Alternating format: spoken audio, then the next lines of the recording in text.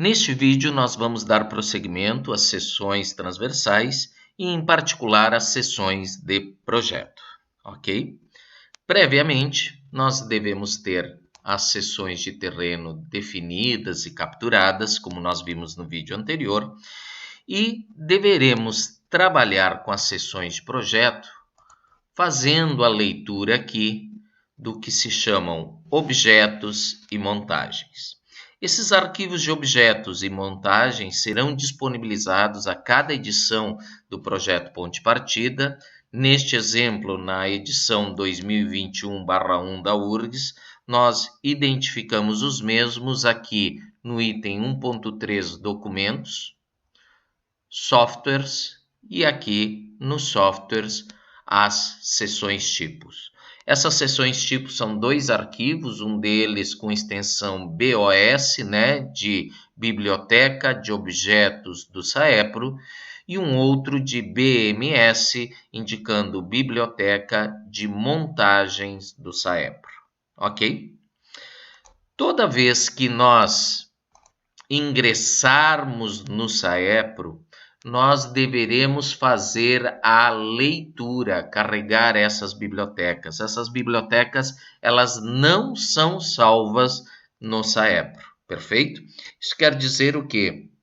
Que se vocês enviarem o projeto, o arquivo VDCL para um colega e esse colega desejar alterar alguma coisa das seções transversais, ele deverá novamente vir aqui, por exemplo, em objetos, vir aqui, eu deixei eles em downloads, carregar aqui, essa denominação, seções tipo BOSS, ok, carregou, vir aqui em montagens, carregar a biblioteca de montagens, seção tipo BMS, carregar, antes de sair aplicando as montagens aqui, as configurações de seções tipo para as referidas estacas, ok?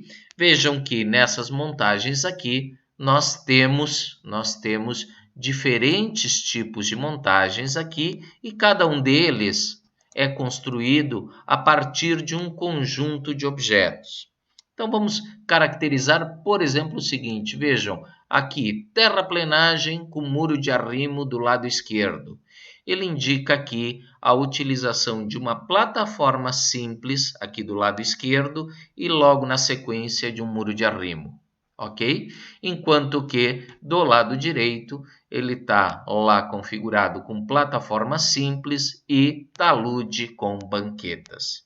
Esses elementos aqui na realidade são objetos que podem ser apreciados nessa aba anterior e, portanto, aqui se nós viermos em plataforma simples, nós iremos identificar que ele utiliza um ponto inicial de referência e um outro elemento aqui que se caracteriza como projeto largura, onde nós temos as especificações aqui das larguras para aterro e corte da nossa seção de terraplenagem, assim como a adoção ou não de superlargura, superelevação e outros critérios.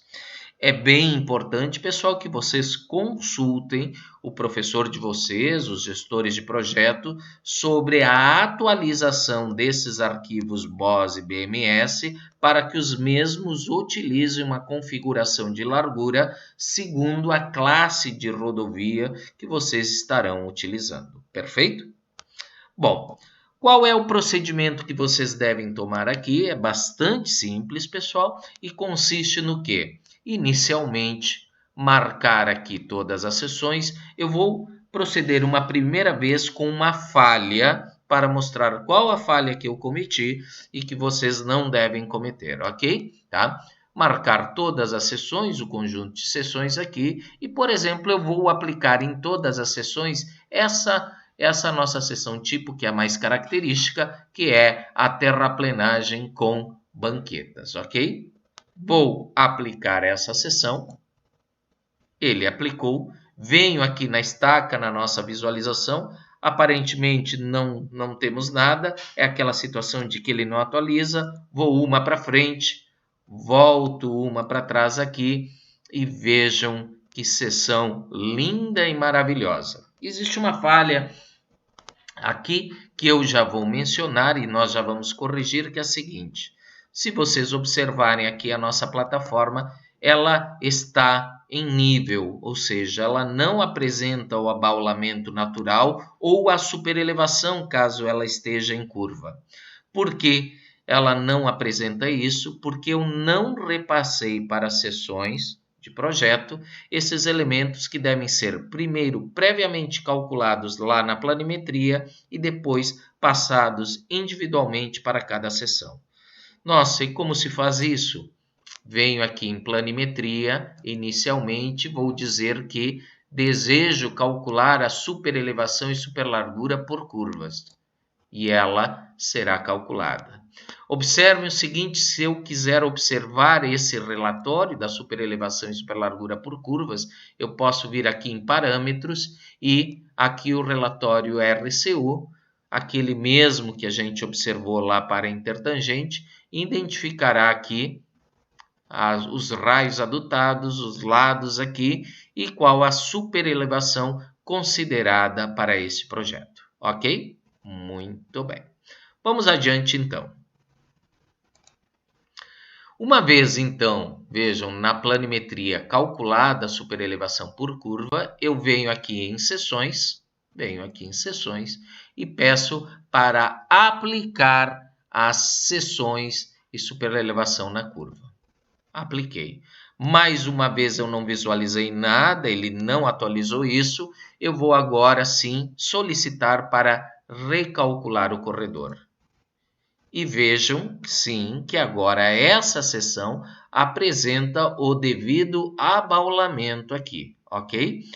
Se vocês quiserem observar mais detalhes, vejam que interessante, nós temos aqui essas duas janelas. Essa grande janela aqui mais à esquerda se refere à seção do terreno, que nós já tínhamos observado, aqueles pontos lá do terreno. E aqui nós temos a janela agora com a seção de projeto, com todos os pontos característicos do nosso projeto, ok? Vejam que aqui também nós temos a superelevação que foi adotada. No caso aqui, em reta, está sendo o próprio abaulamento, menos 2 e menos 2. Ok. Bom, um outro detalhe importante aqui que a gente pode observar é o seguinte. A configuração naquela montagem e a utilização daqueles objetos já faz com que, de forma automática, o Saepro identifique se essa seção está em corte ou aterro. Observem, a cota do eixo estava aqui embaixo, abaixo dessa cota do terreno natural. Então, esse é um belo indicativo de que ele estaria em corte, mas ele tem que analisar para cada um dos pontos, ok?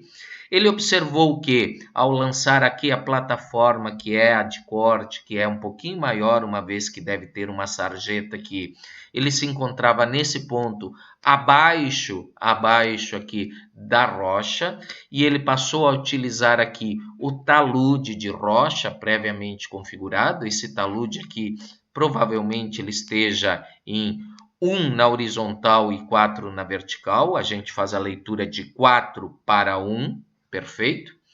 Ele já identificou aqui a possibilidade de tentar atingir a rocha elevando essa altura até 8 metros, né, para dar a estabilidade a esse talude. Como não conseguiu, ele permaneceu em 6 metros e criou aqui automaticamente uma banqueta de estabilização. Essa banqueta de estabilização, ela tem uma declividade, provavelmente os 5% para dentro, ou seja, menos 5%. Ela deve ter uma largura de 4 metros, vamos observar aqui, provavelmente seja 4 metros, olha, 12,40 menos 8,40 dá os 4 metros. Então, ele identificou esse outro ponto aqui. Esse ponto, a partir desse ponto, ele identifica que está abaixo da rocha novamente, desenvolve um novo talude aqui. Esse talude ele fica inferior a 8 metros, ou seja, ele consegue encontrar aqui a rocha, o que é muito legal. Vejam que nesse aqui o talude ficou ainda menor, ok? Ainda menor, beleza? ok? E agora observem um detalhe muito interessante, pessoal. Ele vai fazer aqui o que se costuma chamar de limpeza, né? Essa limpeza da rocha, ok? De forma a encontrar esse ponto aqui, que é uma espécie de um ponto mágico. Como assim mágico, professor? Observe um detalhe muito interessante aqui. Vamos observar o seguinte. Estão vendo esse talude aqui? Sim? Esse é um talude de solo, mesmo na segunda categoria se utiliza o talude de solo. Esse talude aqui provavelmente esteja em 1:1, creio eu, né? Esse talude, então, ele está mais deitado que esse outro, perfeito. E ele vai encontrar lá o que a gente costuma chamar de offset, esse ponto aqui. Esse offset ele deve encontrar na limpeza, uma vez que o terreno original já não existe mais.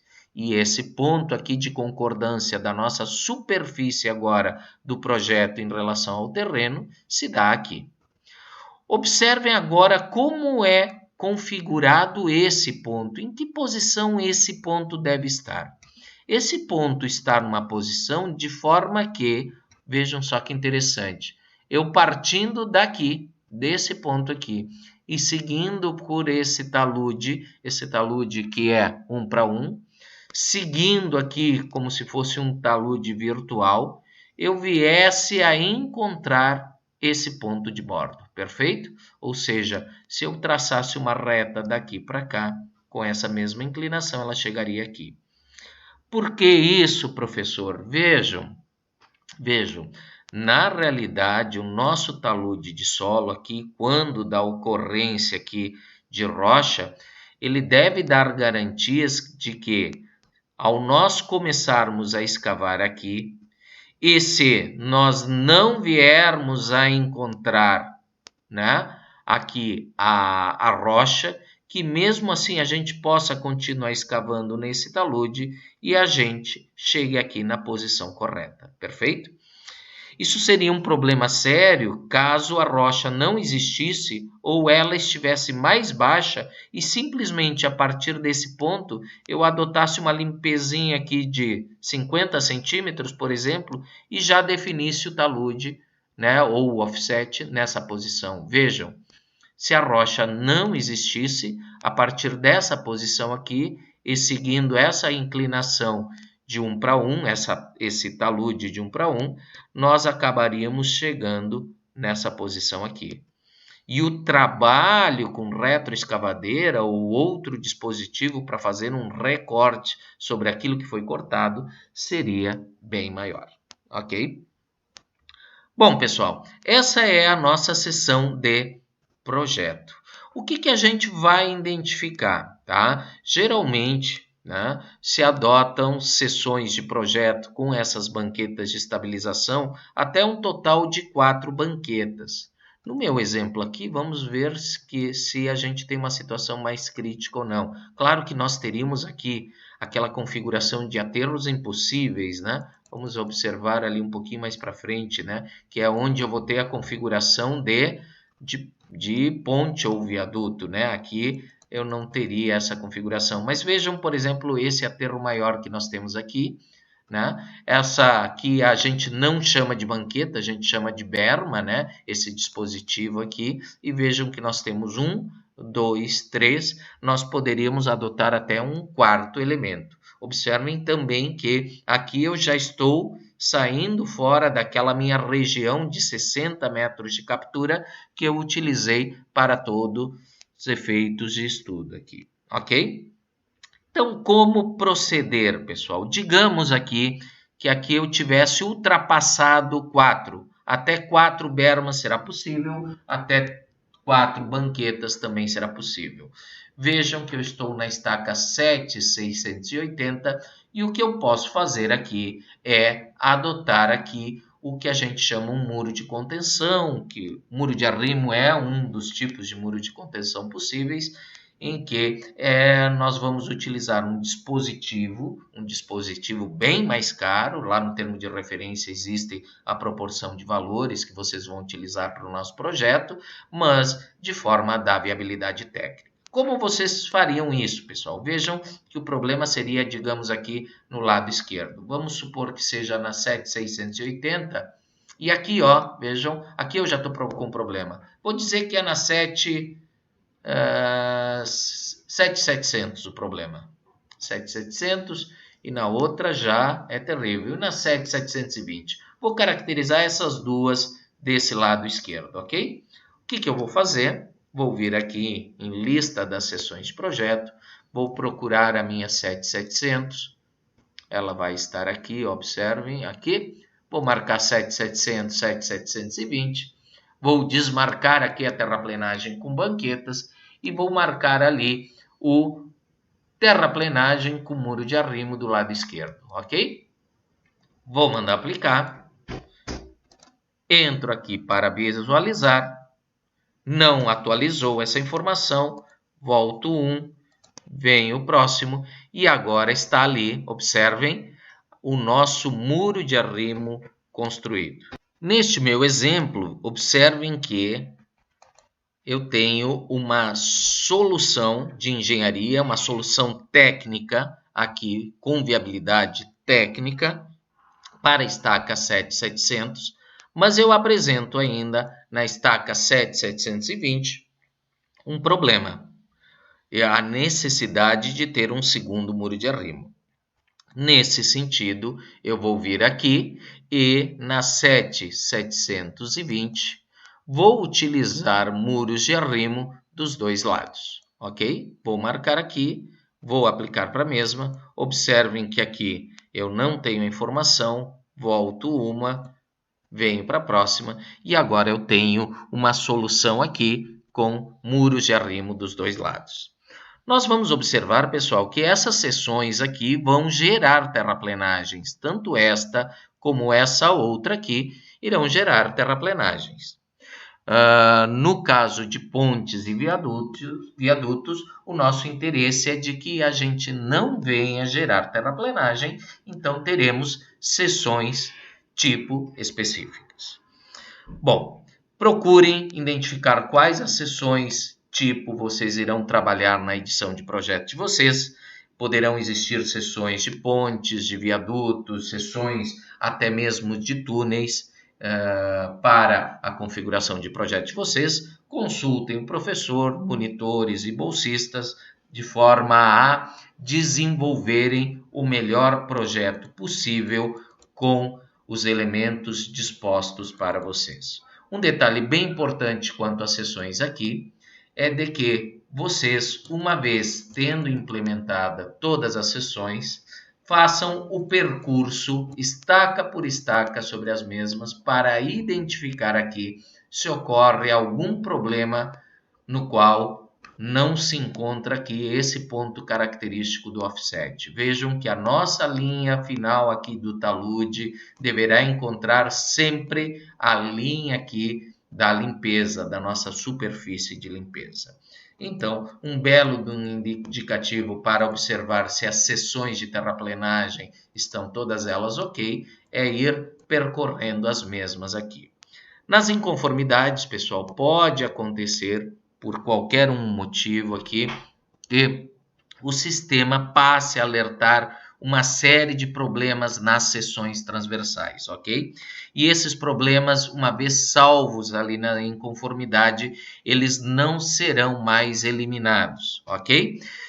Muitos alunos chegam e dizem, professor, mas está dando uma série de problemas de inconformidade nas seções aqui, o que eu devo fazer? E eu respondo, olha, basta percorrer aqui as seções e se visualmente vocês identificam os pontos de encontro aqui, se vocês aplicaram aqui o abaulamento e a superelevação, né? A princípio está tudo certo e vocês podem passar para a próxima etapa que nós veremos no próximo vídeo, que é a geração do desenho dos relatórios aqui das seções transversais. Pessoal, então é isso nesse vídeo e até o próximo.